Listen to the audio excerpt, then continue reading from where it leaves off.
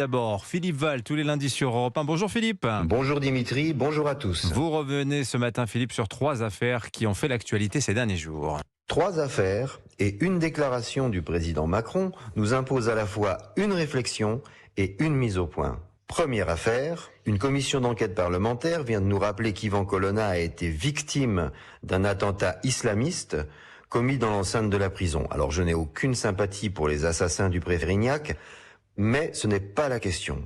La chaîne hiérarchique qui représente l'État a failli alors même que tout laissait présager que Colonna était en danger de mort. La personnalité de Colonna ne change rien au scandale politique que représente l'inertie du système confronté à la menace d'un attentat islamiste.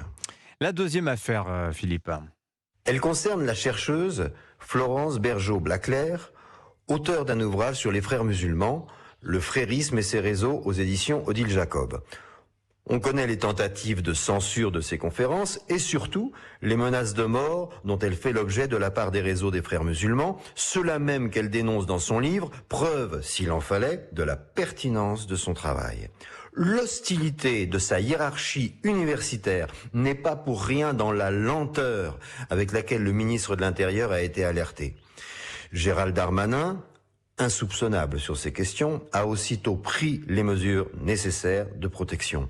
Le point commun avec l'affaire Colonna, c'est l'inertie des personnes directement responsables. Et la troisième affaire, Philippe. C'est celle de Samuel Paty qui rebondit grâce au courage de sa sœur Michaëlle. Sa lettre, qu'Europe 1 s'honore d'avoir diffusée dans sa matinale il y a quelques jours et que j'invite nos auditeurs à réécouter en replay, a déclenché l'ouverture d'une enquête parlementaire. Nous savons déjà beaucoup de choses que cette enquête révélera, à savoir qu'un nombre impressionnant de personnes dans la hiérarchie administrative étaient parfaitement au courant du danger que courait Samuel Paty.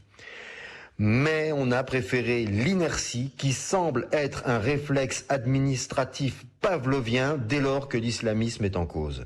Inertie dont témoignera en premier le président Mitterrand lorsqu'à la fin des années 1980, quelques interlocuteurs l'alertent du danger du voile à l'école et qu'il leur répond que ce n'est pas un sujet. Son inertie a depuis servi de modèle à un nombre impressionnant d'intellectuels et de responsables politiques. Alors pour commenter toutes ces affaires, Emmanuel Macron a employé le terme de décivilisation.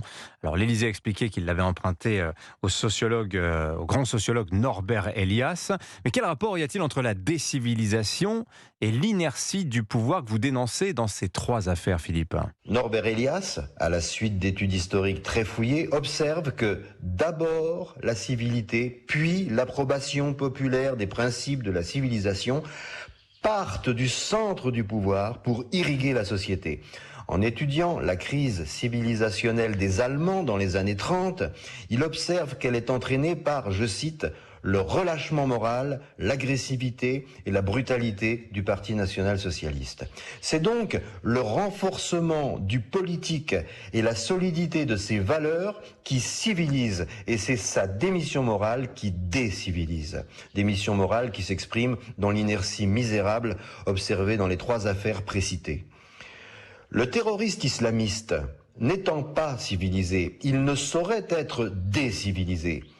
Il y a décivilisation quand, par peur, démagogie et intérêt personnel, les gardiens de la civilisation, informés de son péril, se bouchent les yeux, les oreilles et la bouche. Un peu comme les 3 singes de la légende qui confondent être sage et être singe. Merci beaucoup Philippe Val, qu'on retrouve tous les lundis dans Europe 1 Matin.